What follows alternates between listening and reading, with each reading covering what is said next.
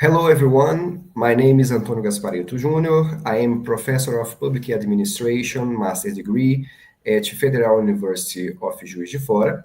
And we are starting the second day of the course Crisis Management in the Public and the Private Sectors. So today we will receive Professor Murray Jennex to talk about knowledge management in crisis response. But before, I would like to remember that we are in Global July 2025, and today is the second conference, our second international class of the course. And the students subscribed to the course need to sign the attendance list that will be available in the chat during the class. Also, the students can send questions and comments to Professor Murray Jennex using the Google Forms link that will be available on the chat too about the topic of our class today and the content of our course. So to receive the certificate, it's necessary to sign the both attendance lists, the list of yesterday and today. So please don't forget to sign the attendance list today. Well, I am so glad to receive today Professor Murray E. Jennex to the conference Crisis Knowledge Management in Crisis Response as part of our course in Global July 2025, Crisis Management in the Public and the Private Sectors. Murray Jennex, Professor Murray Jennex, holds a PhD in Information Systems from the Claremont Graduate University. Dr. Jennex specializes and teaches courses in knowledge management, crisis response, system analysis, and design. And Dr. Jennex is the founding and the current editor-in-chief of the International Journal of Knowledge Management and the former co-editor-in-chief of the International Journal of Information Systems for Crisis Response and Management. So I'm very glad to receive you here today, Professor Murray. Welcome to our Global July event in Brazil at Federal University of Juiz de Fora. And we are here to listen from you and looking forward to attend your class. Thank you. Thank you, and nice to be here. So if you want, please go ahead and start showing my slides or put them up. And I just want to, again, I'm going to welcome you to Knowledge Management in Support of Crisis Response. I consider this one of the more important things that you can learn about crisis response. Everybody learns how to be in charge, but we also need to learn how to use the knowledge that we have. And that's what we're going to talk about today. So I'm going to go over a couple of personal highlights first. Some of them have already been mentioned. And the reason I'm telling you this is to give you the context of where I come from. See, I'm both a practitioner and an academic. I spent 20 years in the commercial nuclear industry. I'm a former naval nuclear propulsion officer. I've done crisis response in respect to cybersecurity and for the White Year 2000 event. I was a senior project manager for Southern California Edison in California, where I was in charge of putting together the crisis response system in preparation for that event, doing all of our planning for contingencies, and also looking at our embedded systems. I've also, as already mentioned, I've been an editor-in-chief of the International Journal of Knowledge Management, was a founding editor-in-chief there, spent 18 years. I retired just recently on that. I'm also here at West Texas A&M University, and the Gensler Professor of Computer Information Systems here. But before that, I'm also retired from San Diego State University, where I'm a professor emeritus. So I have lots of experience, and you can probably tell I have a white beard, so yeah, I'm older. And I've been doing this stuff for many years. And a lot of what I am going to talk about today comes from this experience. At San Diego State, I not only was a professor involved in teaching information systems, but I was also involved with our Homeland Security Department, where we were teaching crisis response. And we had our own visualization lab, and we did a whole lot of interesting exercises and events of which we're going to talk some about today.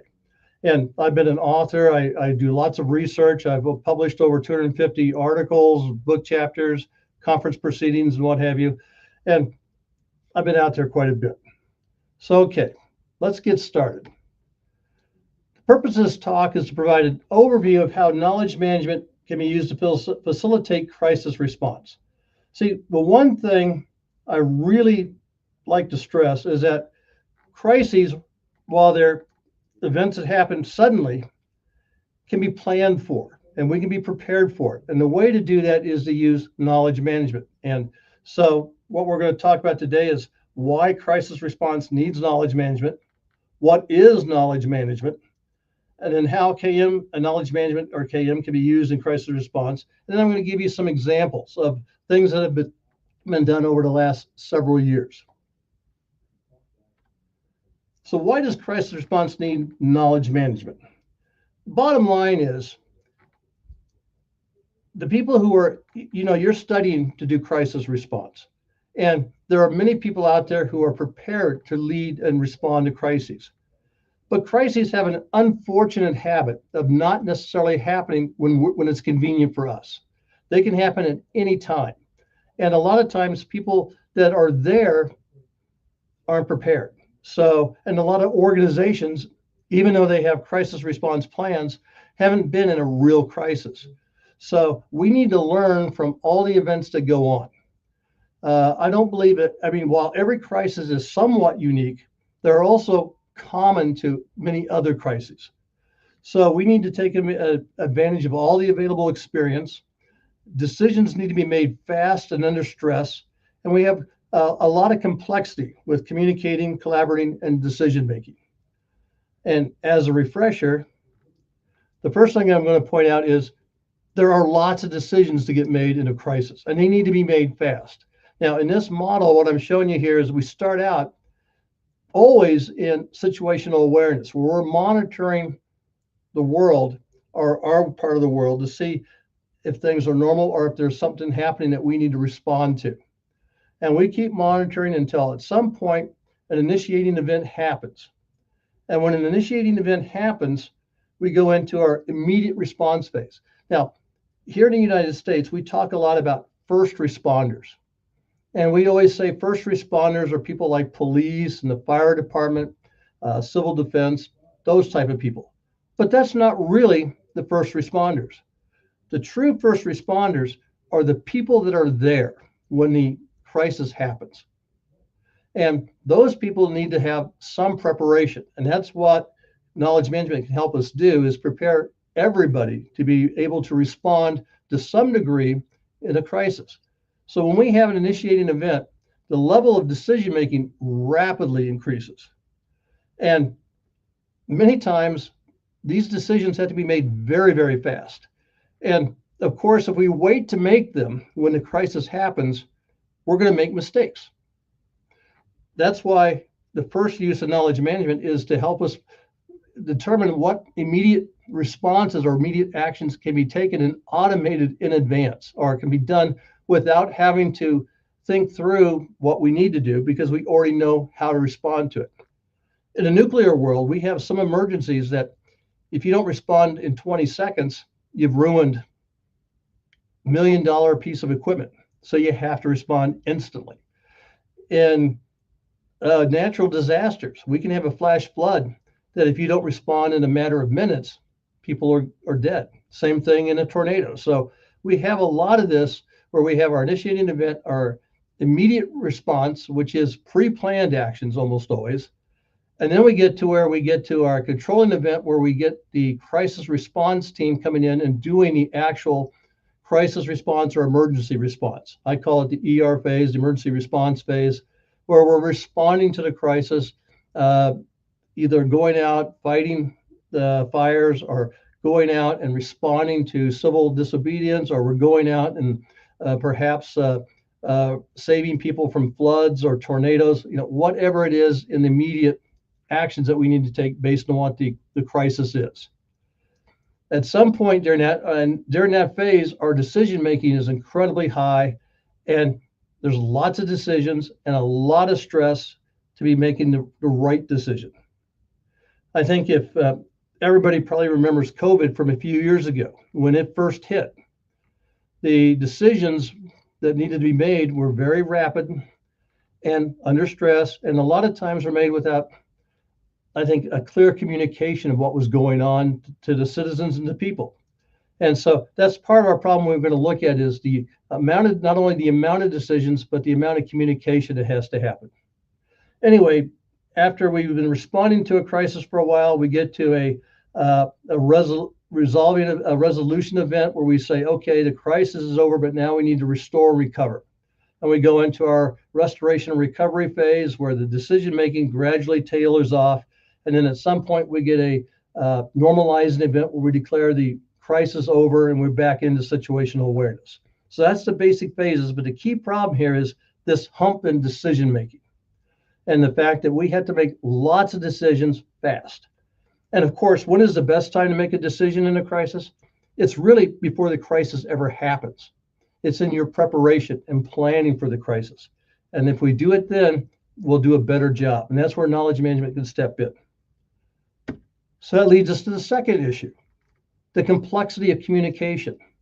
All the communication that has to happen. We have our crisis response center, and they have to communicate with first responders. And many times in a crisis, the communication doesn't work well. So if we haven't already prepared communication media and communication methods, that communication won't happen. We have our sensor networks, which can be a variety of things. These can be weather stations, these can be data collection centers, these can be social media postings, just anything that's collecting data out there to feed back to us about what is going on in the world and in the crisis. We have our communication with government organizations. It can be as high as the UN, all the way down to local government officials.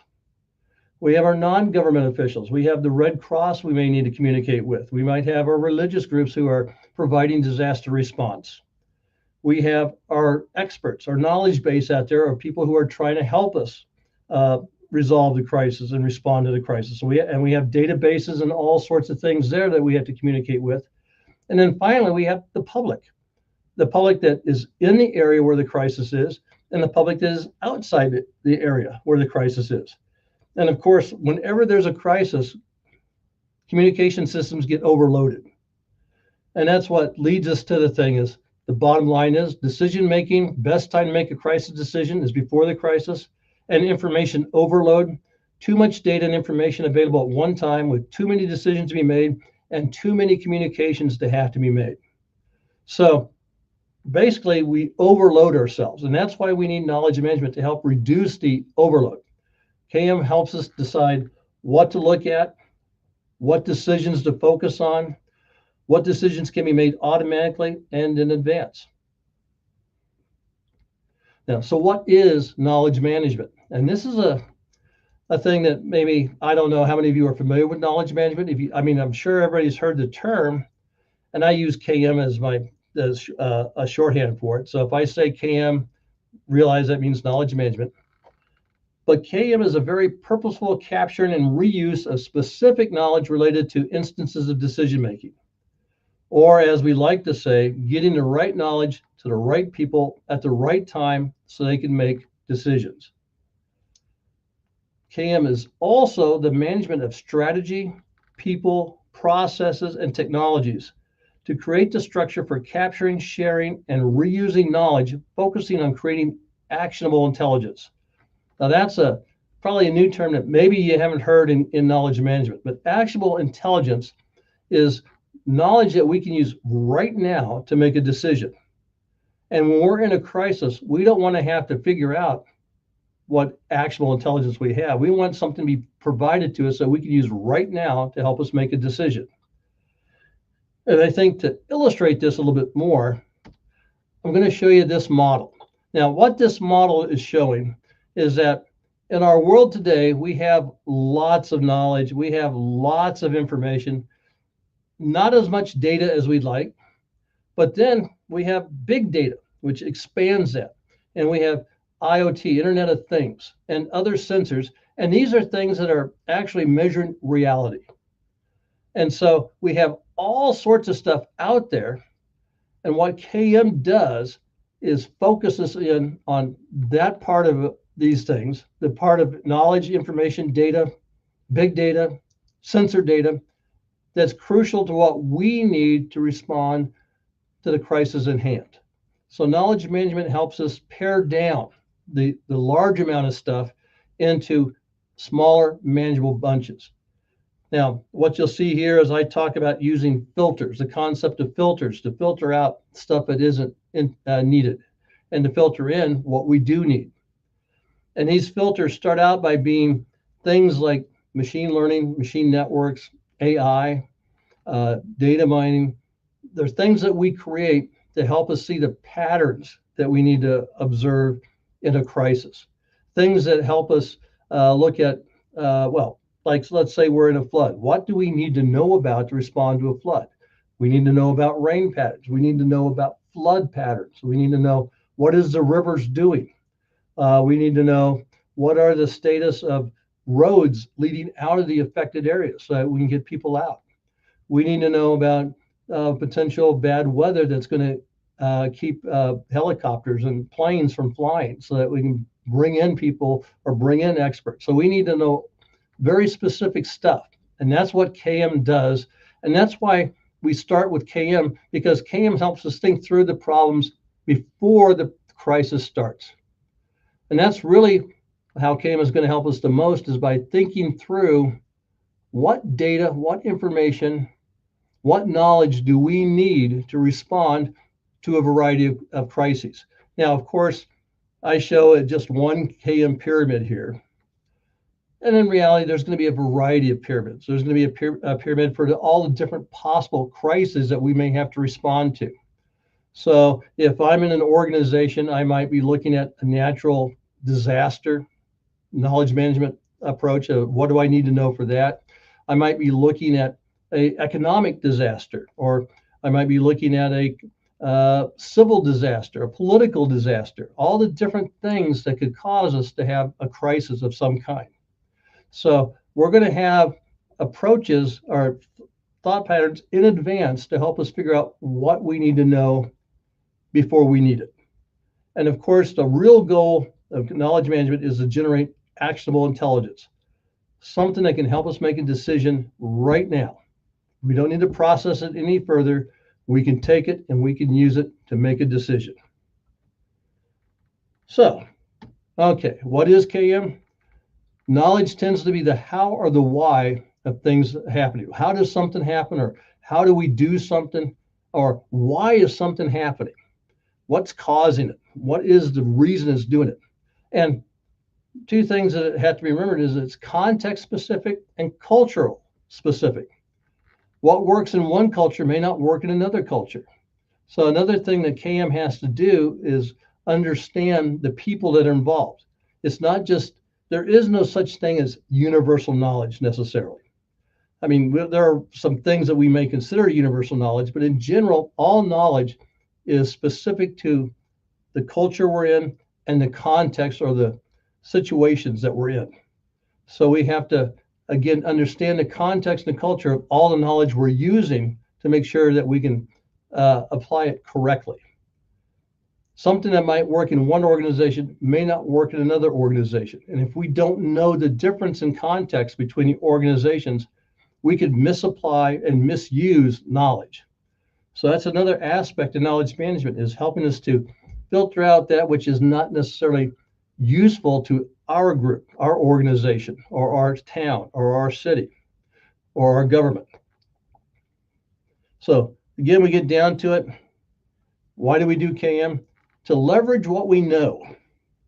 Now, by leveraging what we know, it's great if one person knows something, but it's not useful unless other people can get it. So another key function of knowledge management is to transfer knowledge from where it's stored, either in a person or a database or a document, to the decision maker in a timely manner and in a format that that decision maker can use it in. So leveraging that is important. And that means that there's a time element and there's a communication element. then also to improve connectivity between knowledge users. And what we mean by that is people in the field discover something. It's great if a first responder finds out something that can help us make a decision to resolve the crisis. It doesn't help us if we can't communicate that back to the command center. It doesn't help us if we can't spread it to the other people involved in the crisis. So we also have to have that communication connectivity. So we want to leverage out, make sure we can spread out knowledge, and then also make sure that we can communicate and continue what we're doing. So again, what is KM? It's people who use and or generate knowledge. It's processes for identifying, capturing, storing, retrieving, maintaining, and using knowledge. Now, when I say a process, what do we mean by a process? Well, AI can generate knowledge. It can go out and it can find a pattern. Like if you're familiar with the data mining concepts and information handling concepts, we have lots of tools that can find patterns in our data and information. And the pattern shows that there's a recurring instance of how things can work or how data can fit together to lead us to insight as to maybe what's happening or how to make a decision. Well, those patterns aren't useful unless we have a process to validate them and curate them. And so, like right now, how many of you trust AI? Think about that. Do you trust AI to tell you right now what you need to do in a crisis? Would you believe AI? If it told you to that you needed to leave right now, instantly, taking nothing with you, would you do that? Some would, some wouldn't. Trust in AI is not all that high. The survey I was looking at last week, or earlier this week actually, said that over half the people don't trust AI. And that's worldwide. That's not just in the US, that's everywhere. We have problems believing that artificial intelligence knows what it's doing. And why is that? Because, well, artificial intelligence makes mistakes. And it's made many mistakes. How many of you believe your geographical information systems that tell you where to go and what turns to make? We've had GPS systems tell us to make a right that took people right into a lake. Again, you got to have trust in it. So the processes that we have to be able to validate things. And unfortunately, we have lots of people providing information during a crisis. Some of it's good, some of it's not. How do we decide what's good and what isn't? Who do we listen to? And that's also part of the process for identifying who's a good source of knowledge and information and who maybe isn't. So we have to have these processes in place. And again, you can't create these processes at the time of the crisis. You got to have them in advance. And that's what knowledge management helps us to do. Then it's also implementing technologies that support the above people and processes. We need storage technologies such as databases, data warehouses, the web. And again, we have to have things that we can count on. It's no good to have data if you can't get to that data. About 14 years ago, I had a hip replacement and I was out. And the first day I came back to school to teach a class, I was up there teaching a class and we had a blackout in San Diego that blacked out the whole city and everything crashed. And all of a sudden, our communications went down. When you have a blackout, does cell phones work? Nope. Does the internet work? Not in that area. So now we're starting to think, and does your computer work if you don't have good batteries? These are all things that we have to think through on the technology and the storage technologies to make sure that we have the stuff, but also that it's going to work when we need to do it. And I actually wrote an article on crisis response. Can we trust having telephones? Can we trust having social media in crucial times? And the answer is not always. We need knowledge discovery tools such as data mining and AI to help us find the relevant stuff that we need right now. We need visualization technologies. I think the best way for crisis responders to make decisions is to be able to see the data. Now, what I mean by seeing it, I mentioned GIS, which stands for Geographical Information Systems. One of the things that we've done at San Diego State when I was there is we did mapping and we did fire mapping.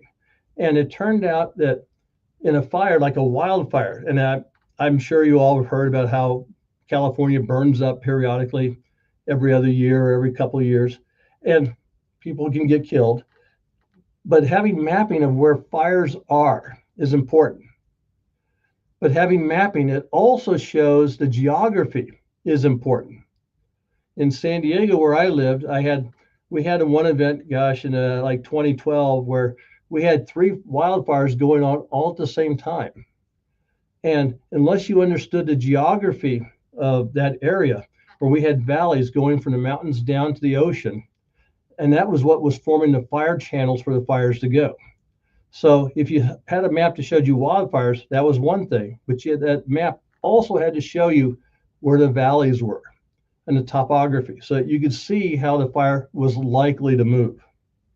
And that map had to have escape routes, and it had to have information about where help was and where resources were. So visualization is so crucial during a crisis, because again, I can sit here and talk to you all day, or I can show you and you can instantly see. We also need to have collaborative technologies. And I mentioned Zoom and Wiki. And when I say Wiki, I mean any kind of shared documents where you can collaboratively write them and share them, like Dropbox or whatever. And social media. Social media is powerful. Instagram, TikTok, all these are powerful crisis response tools and ways of collaborating and spreading information about what works and what doesn't work. But again, we run into the problem of sharing the right stuff, sharing things that actually do work as opposed to things that don't work. And the problem with social media is there is no curation on there necessarily. So we have to put our own tools on there to help make sure that people in a crisis are getting good information versus bad information. Then we also need to have data information and knowledge collection sensors, such as sensor networks or drones. I mean, drones are becoming a very powerful tool in crisis response for going out there and observing reality. Sensors are basically how we measure reality. We can talk about a fire, but we need to have sensors that tell us, well, how hot is it? What direction is the wind blowing? What is actually burning? Where is it at? Which way is it going? All these kind of things. So having these devices, that's the technologies that we need to have. So when I'm talking knowledge management, now you're seeing that knowledge management is actually involving a whole lot of infrastructure to support crisis response. And that's really what I'm trying to convey here, is that knowledge management is about infrastructure. It's about having collected knowledge already there. I mean, you can't wait till the crisis happens to start trying to collect information. You have to have it on hand. And that's what knowledge management helps us do through a strategy to help us figure out what will we likely need to know. We need to have communications all ready to go. You can't sit down in the middle of a crisis and write a letter that you want to broadcast to everybody. You need to have it in advance. You need to be able to know what you want to tell people so that they can get out there fast and quickly. So what KM is not, it's not a purely technical solution. It's not a piece of software. It's a system. It is a system. It is not just a technology. It is not a capturing of all data, information, knowledge. If we do that, we get overloaded. We can't process everything at once. Even with AI, it still makes it difficult to process the stuff that we need to know. And AI can make mistakes when it starts getting stuff that's extraneous to what we need to have. And it's not a buzzword or a word we use just to say that this is something we want to do. So KM is what we said it was earlier. It's processes, it's people, it's the right knowledge, information, and stuff that we're collecting, and it's a set of technologies, but it's not just something that we have that we just throw out there. All right, so now let's get down to some of the important stuff. How does KM support in crisis response? KM provides a structure for repositories, the structure for analysis, the structure for knowledge capture, search, and retrieval of the stuff that we need to know to make our decisions. It provides knowledge visualization, and even it provides knowledge creation real time about things that are working, things that aren't working, and the rules and heuristics that we need to use to apply to making decisions. Rules are things that happen that are true all the time. I don't know if you've heard the term heuristic before. A heuristic is a thumb rule, something that's generally true. This is where the culturally specific and context specific stuff can come in. What necessarily works in one context or one culture may not work in another. So what may be a rule for one is not a rule for others. So that makes it a heuristic. And we need to know what are the heuristics so that we can apply those when appropriate. And all of these can support the phases of crisis response. So let's talk about how it supports us in phases. Before a crisis, well, KM stores and utilizes crisis response knowledge.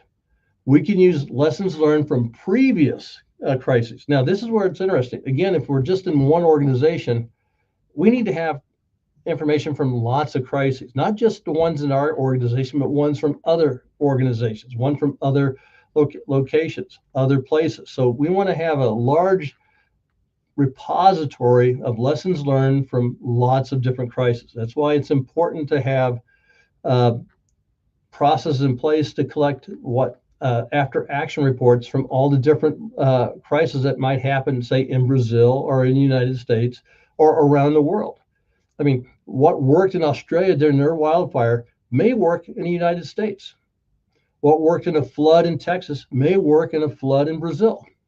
So gathering that information and having it available is important. And that's where lessons learned come into play. And we make that knowledge available via communication technology. It could be a web, Zoom, podcast, wiki, whatever. But we have to have it available and usable. It helps us build sets of actions known to work for given sets of conditions. A lot of times before a crisis planners sit down, and I've done this many times, where we tabletop things, scenarios that could happen, things that we want that could possibly cause us a problem during a crisis. And so this is where this information can be brought in. It can help us determine what an emergency event is and its characteristic, determine what to monitor, what to think about, what do I need to know. Some of the tabletops I've done is like, say, a plant outage in the United States. What do I need to monitor to know what's going on? What do I need to know? Like how many people are being affected? So I need to monitor that. I need to know what caused the outage. I need to know where it stops, where it begins. I need to know perhaps what equipment is being affected that caused that outage. Just lots of different things. And again, something that could be maybe a temporary thing that causes an interruption in service, or something that could be a long-term thing. So again, building sets of actions for different scenarios. One scenario doesn't fit all. One crisis may have many scenarios, and you need to plan for lots of them. And again, you may not use them all, but in advance, you can plan them out, and you can plan the series of actions you need to take for each set of conditions. Now, the crucial thing here is to identify what is the scenario you're planning for so that you can recognize it. Because I think one of the major problems in a crisis is that not all crises are obvious at first. Yes, a flood is obvious, but we don't necessarily know when the flood's coming. What conditions or what scenarios can lead to a flood? What are different things that might happen? Or what could cause a power outage? Or what could cause tornadoes? What could cause civil unrest? What do we need to monitor? And what are the different scenarios that are there? And how do we recognize it? So that's another thing that KM can help us do, is identify the indicators that a crisis is starting to happen. Now, I've been in several tornadoes, and so I have indicators that I know when a tornado is coming. And what I look for is a green sky. Well, that's just before the tornado hits. Again, that's something I know, but again, not everybody does. And how do you monitor for that? So again, the idea is KM helps us identify what to monitor and what are the indicators that tells us the crisis is going to happen. When do we know if a neighborhood is going to explode into violence? What are things that could indicate that? So anyway, it helps us to prepare and modify response procedures. And of course, these are living documents that we are should be monitoring and updating on a continuous basis. And I say that, and I know everybody will shake their heads. Yes, that makes sense. Doesn't happen. When I was preparing for Y2K, we were looking at call trees for different disasters that could happen at a power plant. Well, when we looked at the call tree of who to contact, it turned out that we had people who had been retired or people who had already died years before still on the call tree. So nobody had updated that procedure in years. And I find that's fairly common in a lot of organizations.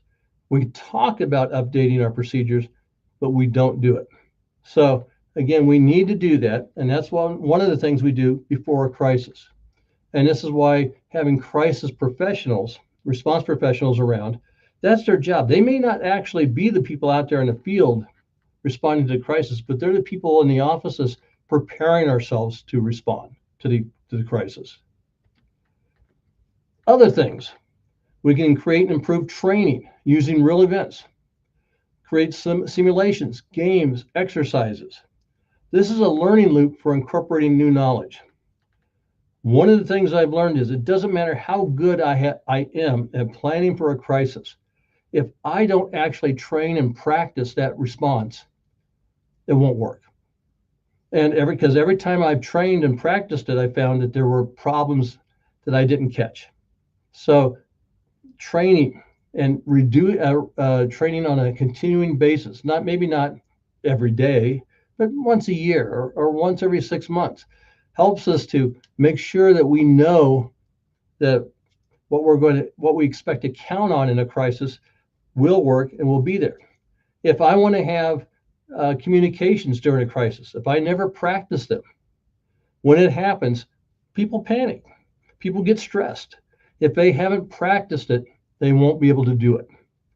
And every communication plan I've ever had for a crisis, it didn't work the first time we practiced it. We trained it. We had to refine it.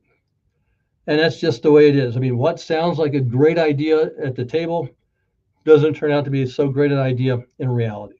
So we have to practice and train. We have to apply our AI, our data mining, whatever our analysis methods that we have available to us are to discover decision rules. What are things that and what is a rule? Well, like maybe at what point do you call in reinforcements? What point do you call in more fire trucks? What point do you call in more doctors? At what point do you close off a contaminated area? You got to have rules and guidelines for that. If you just decide on the fly, again, you'll make mistakes. We made mistakes during COVID. We didn't have rules in advance. And we'll talk a bit more about that because there was no reason for that. We had been doing pandemic training and practicing for years before COVID hit. And then when COVID hit, we didn't follow it. We didn't do what we had trained to do. The other thing KM helps us do is support risk management. Understanding probabilities and consequences of certain things failing or not being there when you expect them to be there. We can do that in advance and have contingency plans in place to back up to get replacements. Like one of the things we always count on is our experts being there during a crisis. Well, crises have a nasty habit of occurring when people are on vacation or people are out of town or people are unavailable. What do? You can't, if you train with one group, you got to be prepared to have a backup plan, another group. So the risk management aspect of that is also something that KM can help us, because having data about past events helps us do a better job of predicting the likelihood of something happening. And frankly, humans are bad at risk management. We underestimate low probabilities. If I tell you there's only a 10% chance of something happening, people think, oh, it's not going to happen. For instance, I don't know how many of you heard about the floods we had in Texas about 2 weeks ago. Well, some of the argument I'm hearing now about why they weren't prepared for it was, well, this was a 1,000-year event. Okay, that still meant it could happen. Just because it's a 1,000-year event doesn't mean that we shouldn't be prepared for it. That's what risk management is about. Not dismissing it because, oh, it only happens once 1,000 years, so not likely, that's not going to happen during our lifetime. That's not true. In the nuclear world where I worked, we planned everything based on 100-year events, things that are likely to happen once every 100 years. But again, just because something happens 1 year, that's a 100-year event, doesn't mean it can't happen the very next year either. Because again, the probability is once every 100 years, but that time frame doesn't necessarily mean if you have it now, you got 100 years before it's going to happen again. The likelihood of it happening the next year is just as good as it was this year. It's still 1 in 100. So it can happen again.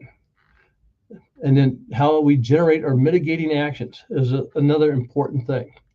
Understanding what we can do to lessen risk or to improve our ability to respond and to have the resources we expect to have. So bottom line, KM really helps us in our crisis response planning and preparation. And to be honest, if you have to battle of responding to a crisis is being prepared in advance. So this is probably the most important aspect of that. You can't be expected to perform well if you've never practiced or planned to do something. Nobody does well when you just tell them, respond to this. If they've had time to think about it, they respond well. If they haven't thought about it, they don't respond well. And that's what KM helps us do, is think about it before it happens. Okay, how about during a crisis? During a crisis, KM is great for helping us prepare GIS location services for affected areas. Now, what do I mean by that? Knowledge fusion, knowing where our stuff is. One of the things we did back in about 15 years ago, I had a student who worked for San Diego Gas and Electric Company, and the way they managed their logistics for firefighting was they used an Excel spreadsheet and just had a list of what stuff they had available and kind of where it was. It turned out that wasn't really useful. They needed a map. And that's where GIS, the Geographical Information System, comes into play. Because in the wildlands around San Diego, where we have lots of mountains and hills and roads that zigzag and go all sorts of different ways, just because something says it's a mile away doesn't mean it's easily accessible. You might have to go 10 miles to get there, even though it's a mile away as the crow flies or as a bird flies. So having a map that shows where everything is and how to get there and the distribution of things, that's what helps. So we use our knowledge of crisis in advance to determine what layers we need to put onto our GIS. What different, and by layers, a geographic information system might have a population layer. It might have a communication layer. It might have a resource allocation layer where you show different things. And then it might have a roadmap layer. So again, figuring out what layers we have, and probably our greatest contribution to California in the early 2000s was creating these fire maps based on GIS that showed people where resources were, where the fires were, how they were likely to spread. This didn't happen until we started doing it. Now it's commonplace. So we want to use our knowledge of crisis to determine how to visualize data. I worked in the nuclear field for 20 years, and a nuclear control room has 3,000 different alarms in it. That's like a crisis. When they start going off, nobody remembers what all 3,000 alarms means. You need to have a visualization set. You can, when you look at that control panel with 3,000 alarms on it, it can instantly tell you a status of what's important. And that's where having color coding comes into play, or showing this different status in a way that means something normal. Like, for instance, in a control room, a green light doesn't mean something's on. It means it's in its normal position, whatever that is. And a red light means it's abnormal. So if you go in the control room and everything's green, that means everything's normal. If you walk in and you see a couple of red lights, that's your abnormal stuff. That's what you need to pay attention to. That's what I mean by visualizations that help you see stuff. Again, we can look at distribution maps and everything, but again, if we don't put them into perspective, where it calls out the outliers or the things that are not as expected, we're going to miss stuff. So we need to have those available. We need to be able to store the critical interrelationships for risk management. We need to prepare topic maps of expertise. And what do I mean by that? Again, we need to know who knows what and who can do things and to what skill level they are.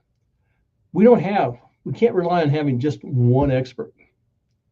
When I first started working in the nuclear field, I was on call 24/7 for my specialty. And that burned me out. I couldn't do that. So as we develop processes where we could identify different layers of expertise and different people who could respond, we made it so that people could rest. And the fact that we didn't have to rely on just one source of knowledge. We had multiple sources. And we had an instance where just before a critical outage, the manager of that outage was killed in a car wreck. And that could have caused us to fail that completely had we not had a map already or already identified replacements and known where to go to bring in those experts. This happens a lot of times where in a crisis, you don't know who's going to be affected, who might be available, who won't be available, who might be already a casualty, who isn't a casualty. So you have to have maps of all the possibilities of who you can go to. And this is where social media is important. Sometimes you have to even bring in people that aren't in your organization to help, but knowing who they could be is crucial. So that's some of the things we can do during a crisis. And we can also use KM during a crisis to facilitate collaboration between experts and responders, experts and crisis coordinator, or all three. I already kind of mentioned it. Expertise may not be at the crisis location. In fact, it rarely is. It's almost always somewhere else. I don't know if the more you do crisis, the more you realize that nature has a fun way, or the world has a fun way of taking what you expect and giving you something different. So you're going to have experts that have to have the ability to collaborate, and they're going to have ways of communicating. And you're going to have ways of accessing data and information from systems that may or may not be under your control. So again, having KM to help guide you through that, to already know where to go get stuff, is crucial. And in many cases, we want to avoid overcrowding at scene of crisis or in a crisis response center. So we do want to spread people out. And again, having the ability for them to communicate and collaborate without having to be there in person is good. So that's where we could use things like, again, wikis, remote sensor networks, Starlink, intranets, anything at all to help us collaborate and do so in a real-time manner. After a crisis, turns out that after a crisis is probably just as important as responding to the crisis. So after a crisis, knowledge management helps us by providing location and how to access infrastructure and materials for recovery. Knowledge for experts to determine recovery needs. Processes and social networks for disseminating psychological and medical support knowledge to survivors or victims. I was talking to a friend of mine yesterday who is a psychiatrist, and his comment was that that's one of the big things in crisis that oftentimes gets ignored, is having that psychological support ready to go, because you don't know when somebody's going to break, or you don't know when somebody's been pushed to their limit. You have to be able to have somebody there to help out and help determine that. And of course, if you're responding to a crisis, like you're responding to the flood situation, you don't know how a responder is going to react if they happen to find a dead child or a victim who's in mangled shape. You've got to be able to support them.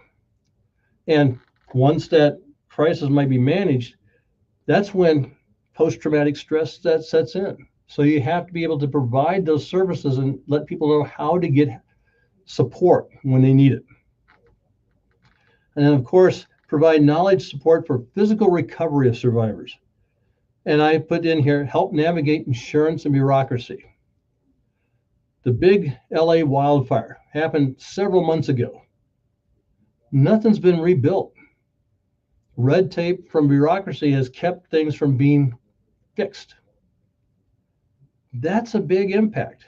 If you want to get back to normal, you've got to be able to help people get back to normal, help them rebuild, help them have the materials they need to do that, help them to get the permits they need to rebuild or to set up the databases. Let's say we're a company and we have a fire in our main office. Well, we need to be able to set up a new office, and we have to be able to do it fairly quickly. So if we don't have that guidance in advance, we may not be able to do it. And quite frankly, that was one of the things that happened in the 9/11 event, where it took out the Twin Towers in New York. Companies that had prepared in advance for Y2K on how to spread out or recover from an IS disaster such as Y2K were able to recover from a physical disaster of the towers collapsing because they already had backups in other places. Those companies that didn't plan for it, many of them failed. So having support for physical recovery, absolutely crucial. Other things, providing for after action reporting. Once the crisis is over, we maybe take a break, but we need to analyze what happened, what worked, what didn't work, what do we need to learn from this, what can we do better, what do we need to stage, did our staging ahead of time of resources work? All that type of stuff needs to be reviewed. We need to provide process social networks for disseminating knowledge gained, the lessons learned, to other affected, to other organizations even. We need to share it. We don't want to keep it to ourselves. That's one of the things a lot of companies are afraid to do, is tell people about disasters. Well, okay. You don't want to admit that you were embarrassed, but guess what? It just means that somebody else is going to fail because they didn't know what worked for you. If we can share it, we can make it so that other people don't fail. And we can provide processes for incorporating knowledge gained into crisis preparation, crisis response plans, and knowledge bases, so we can be better prepared the next time something happens. Okay, so that's how it works during the different phases. Now let's talk about a few examples. And let me jump into a couple, and I'll just talk about them briefly. Creation of People Finder and Shelter Finder following Hurricane Katrina. This was a system created on the fly because nobody had thought about it before, but when thousands, hundreds of thousands of people are displaced, how do they find their families? How do they find friends? How do they find people they need to be in contact with? People Finder helped them do that. It was a way of creating, and it was a knowledge management approach of capturing knowledge from refugees, put it into a system so that you could go find people. And the same thing about finding a place to live. I mentioned Strong Angel here. A Strong Angel was an exercise designed to test whether or not we could create infrastructure from nothing. It was a great exercise. The lessons learned getting disseminated to other people have been important. That's where, again, sharing that knowledge was a crucial thing. Once we figured out how to do it, making sure other people knew how to do it. And that's where a lot of the stuff today comes from, is from Strong Angel back in the early 2000s. NIMS, the National Information Management System for in the US for managing crisis, creates a common language. And this is another thing that we need to have in advance is how do we communicate status? How do we communicate what's going on? We need to have common terms that everybody understands. I call it an ontology. And then we also have to have common taxonomy for how to set up different layers or different levels of crises. Y2K, I bet if I asked you how bad was Y2K, everybody would say, gosh, that was a non-event. And it seemed like that. Now, why?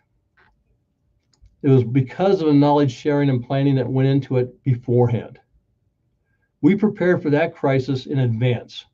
And we did it so well that hardly anybody noticed it and thought that it was overblown. When the reality was, it was a major issue. I was responsible for over 600,000 devices in California. 400,000 of those devices failed at Y2K.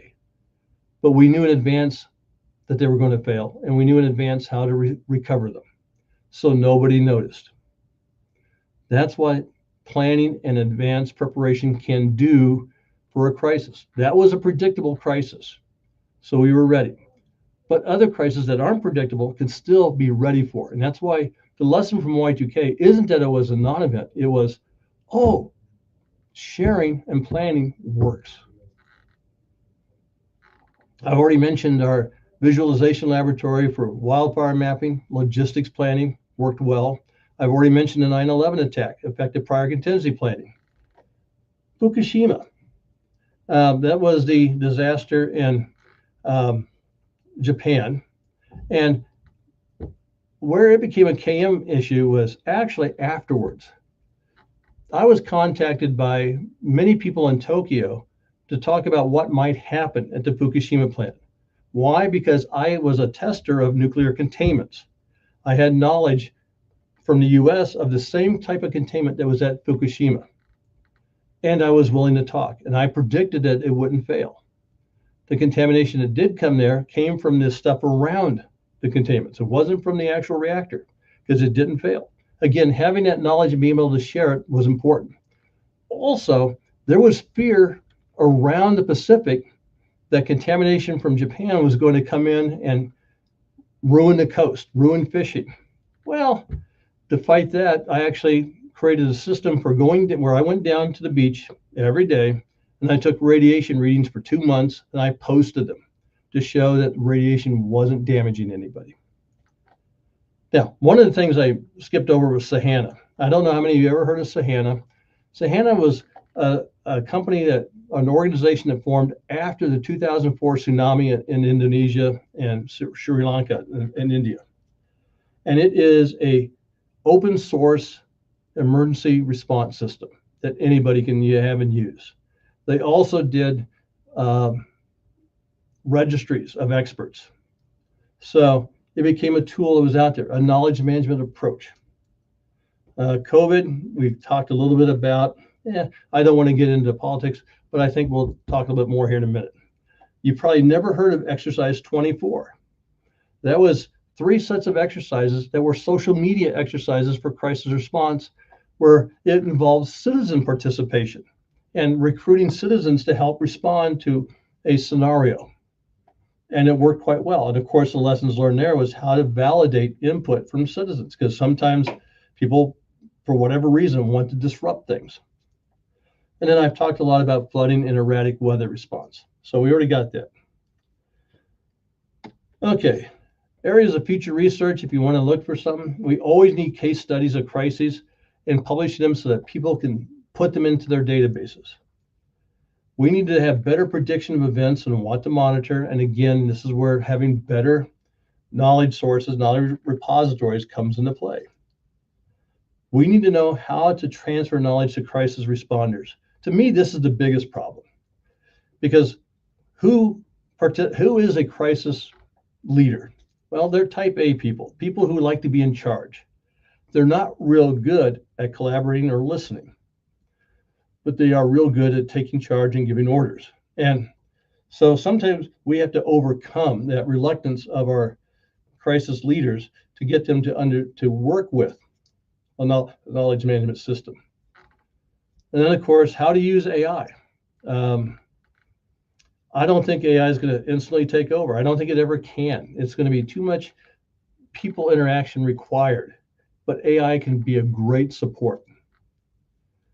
We need our crisis response ontologies. We need better data fusion, better visualization, more collaboration, more sense making. These are all areas where you can help if you're looking to make a contribution to crisis response. My conclusion, KM can be used to assist crisis response by preparing for crisis response, by training, planning for crisis, establishing crisis response procedures, responding to a crisis by facilitating collaboration, providing a knowledge base, after the crisis for supporting recovery, and processes for analyzing the crisis and collecting lessons learned. My last slide. But I'm going to leave you with my last quote. And it's kind of, I've adapted it from another quote you probably heard before. But those that don't use past history or knowledge are doomed to repeat failures. That is simply the truth. If we don't learn from what we've done in the past, we will redo it again and do it wrong. So anyway, that's it for now. Thank you. I'm open to questions. And Antonio, if you want to jump in. Yes, I'm here. Thank you so much, Professor Murray Jennex. It was excellent. I loved the class, and the students loved it too, because we have comments and questions here. So thank you so much. And let me start with two comments from the student Josiane Oliveira. First, she said that she's happy to be part of the class and looking forward to deepening my understanding of crisis situations and effective decision making. But her second comment was longer and important to read. So I will read what she said. And after you can comment to Professor Murray. She said about AI, that is a powerful tool, especially in the context of knowledge management. And however, we must be cautious. While AI can generate responses quickly, those responses aren't always scientifically or technically validated. This poses a risk, especially in crisis situations where decisions must be based on reliable data. Tools like Google's Notebook LM can help by grounding the AI's response in a specific set of documents provided by the user. This helps ensure that answers are based on real, trusted sources.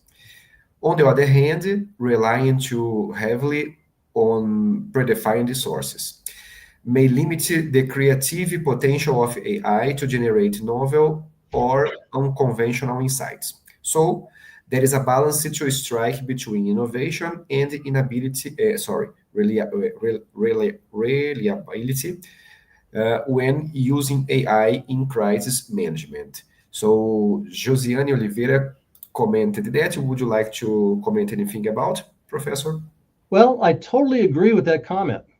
I would tell you right now that I would not trust AI to make decisions for me during a crisis. I would be using AI for helping me plan ahead of time, where I have the time to curate the responses and to evaluate responses, make sure they are correct, that the risk can be removed, that AI is giving me bad information. Where I see future AI, though, is probably in helping us predict things. But this will take a while. It will take a lot of time, and I don't see it happening instantly. I mentioned that I worked in the commercial nuclear industry for many years. One of the interesting things is we didn't adapt digital control rooms until the first one built in the US was 2019. That's only 6 years ago. And we've had nuclear plants for 40 years, 50 years. That means that we take innovation slowly. And I think in crisis response, we also have to take innovation slowly when it comes to the decision making. Now, we can innovate with new technologies and bring them in. Like I see drones as being a very powerful tool that we can bring in right now and use it as sensors and advancing our ability to collect data and information. I'm worried about AI being ready today to be an instant tool. I think it's going to need some testing, some time. and more work. So I agree with you. I wouldn't jump into it. I would use it in my advanced planning for disasters, but I wouldn't use it to drive a response. Maybe after the fact to analyze what happened, it could help us. And maybe in a few years after we've done it a few times and we're starting to see that we're getting good feedback, then maybe I trust it. Maybe we can bring it in at that point. So I would agree with you. But I think that is an area that if we ignore, we're missing an opportunity.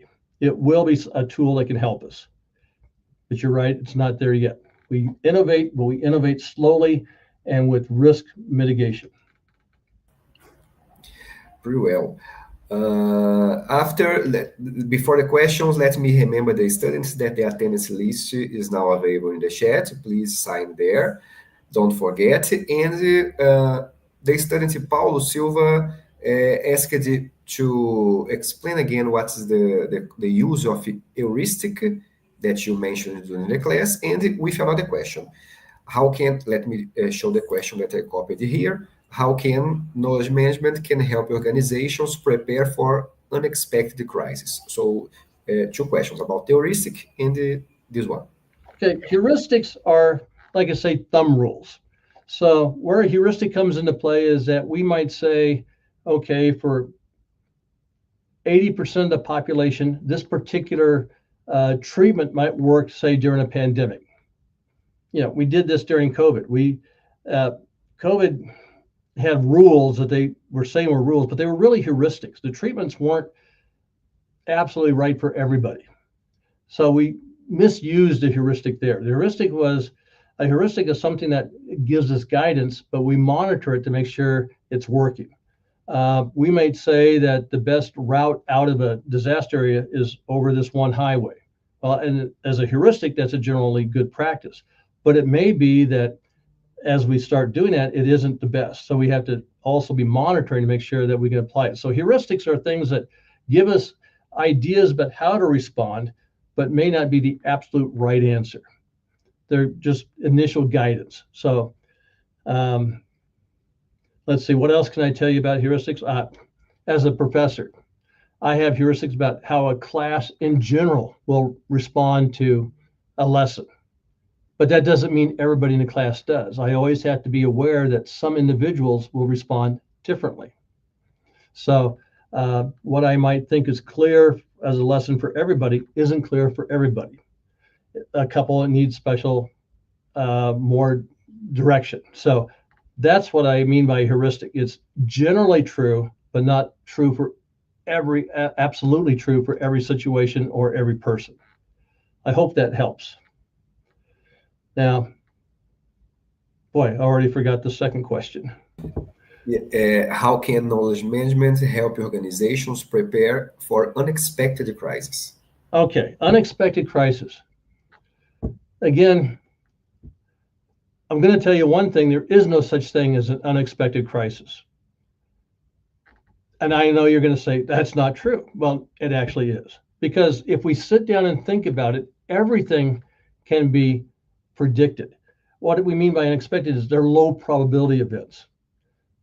Yes, the 9/11 attack was an unexpected crisis, but it wasn't unexpected. We've had terrorist attacks before. It was just a different approach. And all that meant was that our analysis in advance had weaknesses. So again, the best way to prepare for unexpected crises and the way knowledge management helps us is by doing our scenario planning and seeing all the different things that can be done in advance to identify different scenarios and different preparations for responding to different situations. Now, if, something happens that we aren't prepared for, then still having that repository of responses and data and information there helps us mine it to learn. And that's where experts come into play. Because you're right, we will never have 100% perfect response procedures. We will need to be able to respond to differences in all situations. And that's where experts come into play. So the idea of expertise is crucial, and that's where the topic map comes in. When something is unexpected, well, we have to go back and look at our topic map and say, who knows something about this scenario, about this situation? Who can we go talk to? And that's where knowledge management can really help us the most. And I've had to do that in cases where I wasn't prepared for something. So, two parts to the answer. One is, truly, I don't believe that there is anything that's unexpected. It just means that we failed to prepare for it. But that doesn't mean that we can't use knowledge management to help us respond to situations where we aren't prepared, because we have our knowledge maps of who to go talk to. And we still have repositories of things that have worked in the past. And that's where knowledge retrieval comes in. We can find case studies or a case where something like this might have happened before and bring that up quickly. And that's where AI can help us actually retrieve knowledge that is buried in our repository. So I will tell you, that's one thing that AI can help us do better, is find the stuff that help us respond to stuff that we aren't prepared for. So hopefully that answers that question. I think so, yeah. We have another question from the student Mariana de Castro that is asking, what challenges do organizations face when trying to implement knowledge management during a crisis? Okay. Well, first off, you want to implement KM prior to the crisis. But during a crisis, usually if we're trying to use KM at that approach, knowledge transfer is the number one thing. And that's overcoming individual resistance to listening to outside ideas. What I've noticed is that, like I said, crisis leaders kind of get these blinders on them, and they don't want to listen to outside information. So overcoming that resistance to new information or new knowledge is a hard thing. And now that is the biggest challenge, is getting somebody to accept something that perhaps wasn't in what they considered to be a reasonable thing to do, or something that they expected to see. So overcoming a resistance to use knowledge, to me, is the number one problem during a crisis. Every crisis manager I've known, what makes them good is that they think they're very good, and they think that they know exactly what they need to do. But the best crisis managers are the ones that are still open to listen to new ideas. So moving them to that best stage is, to me, the challenge. And how do you overcome that? Well, sometimes you can't. Sometimes people just won't listen. You can't force people to use knowledge if they don't want to. So it's simple. But sometimes also talking to them and showing them how it could help. I think the person bringing that knowledge to them has to be able to explain how it can help them right now, and how they can help them see that it would be beneficial to them. And I've been able to do that a few times. Well, now we have two questions from the same student, Yasmin Rodriguez. The first question, you commented a lot during your class when you said, she asks, how can knowledge management improve crisis response and decision making in public administration during emergencies? So that's the first one, if you want to comment again. And the second, to finish, is, how was knowledge management used to support crisis response during the COVID-19 pandemic, and what lessons were learned from its application? So I repeat the both here. They both kind of go together. Now, for public administration, KM is something that, again, public organizations need to do. And public administrators need to have that KM part to it. Now, I worked for Southern California Edison, which was a public utility. So we're not purely a public administration, but we're not purely private either.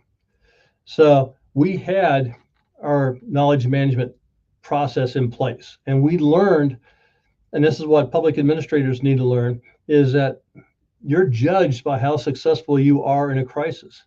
So first off, you have to be willing to invest in the tools that will help you respond to that crisis. And I know in a public administration where budgets are tight, you still have to be willing to invest in knowledge management, which means that you still have to be willing to invest in creating the repositories you need. Now, it may be that you don't have the money to create the repository yourself, but you can find out where stuff is. You can have a part of your organization go out and just map where resources are. And as a public administrator, use those resources if you don't have them yourself. But again, you have to be having that willingness to do so. Now, COVID, to be honest, I don't think COVID did a very good job at all using knowledge management. For what it's worth, from 2010 forward, we had been planning scenarios to do pandemics. We had the bird flu scare, we had the swine flu scare, and in all cases, we created systems on the fly that would help us respond to it should they actually occur. I spent a one holiday weekend building such a system for San Diego. And when COVID happened, none of that was looked at. And in fact, everybody said, well, this is so different, nothing applies. Well, that's not true. I think what happened is for COVID, I think there was a lot of politics involved, that they didn't want certain things to be exposed. So they wanted to lock down and try to get rid of it that way, which may or may not have been okay, but I don't think it was based on knowledge. It was just based on the group in charge thinking that that was the best approach. I think what we need to be doing now is doing a lot of post-COVID analysis of what did work and what didn't and why. There were some countries that didn't lock down. There were some communities in the US that didn't lock down, and they were just as successful at fighting COVID as those that did. So was that a useful approach? I don't know. I do know that one of my complaints was redefining what a vaccine was during the crisis. Before the crisis, a vaccine was something that prevented a disease. During the crisis, it was redefined as something that mitigated a disease. Well, that's playing on the public's perception of what a vaccine was, and people didn't have time to adjust to that. So knowledge management should have been used more in COVID. Nobody was prepared, and there was no reason not to be. We should have been. We had ample warning that a pandemic was possible and worldwide. And yet the response plans, the response procedures, the hospitals, none of them were really prepared. And we did things like using masks made out of handkerchiefs. Well, maybe psychologically that gave us some benefit, but from a medical standpoint, that didn't do anything. So I don't think KM was used. I think KM will be used now afterwards because we learned a lot from COVID. I've done a lot of research on risk analysis during COVID and how organizations responded and such from a knowledge standpoint. And I think other people have been doing research also to show how that can now be brought forward and used again in a future situation. So I hope that answers you. It's not a satisfactory answer to me, but I don't think KM was used. All right. Well, Professor Murray, would you like to add anything else, any other commentary? Well, I will add one thing. I keep talking about the benefits of KM, and I'm a strong believer in it, but I also know that not all organizations can succeed at it. A lot of my research has been focused on how to make KM succeed. And you have to have organizations willing to invest in knowledge acquisition and knowledge reuse.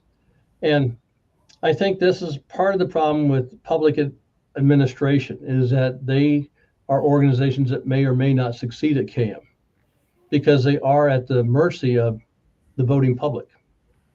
So as much as I would like to say that KM can help public administration, and I think it can, I'm not sure that it will, because I'm not sure all public administrations will be able to implement it.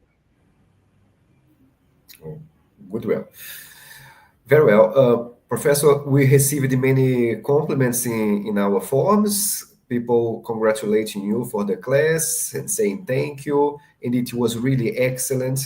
Thank you so much for your time, for your attention, and for sharing your knowledge with us and your knowledge management with us. It was excellent. Thank you so much. And I think we can finish the class here now, but I will just inform again that the attendance list is available on the chat. The students can't forget to sign the attendance list, please, to receive the certificate. And that class will be available to watch again on YouTube in our channel of the course and in Google Classroom to the students. And in our Google Classroom, we have a text to debate with you what we learned here today from Professor Murray Jennex, a text about communication barriers in crisis management. So one more topic to spread our debate about crisis management. And once again, I would like to say thank you so much, Professor Murray Jennex. We are finishing the class today. If you want to... Well, I want to thank everybody for attending, but also I hope you saw that I'm enthusiastic. I believe in what I'm talking about. And also, Antonio, if you want to share my contact information, my email address, I am willing to answer questions. Feel free to email me, and I will send you what I can, and I will answer what I can. But yes, I believe that we can do better, and KM is a way of helping us to do better. So I appreciate your time. I appreciate your attention. I appreciate the questions, the good questions and good comments. So thank you all.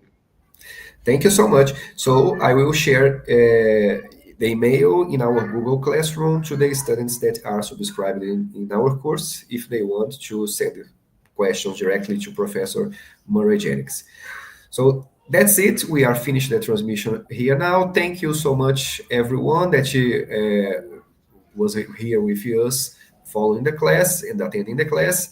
And thank you for participating in this course of Global July 2025.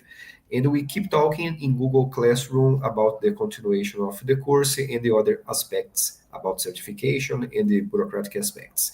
So thank you. See you next time. Professor, wait for me, please. But we are finishing the transmission. Bye-bye, everyone. Bye-bye. And again, nice to meet you all.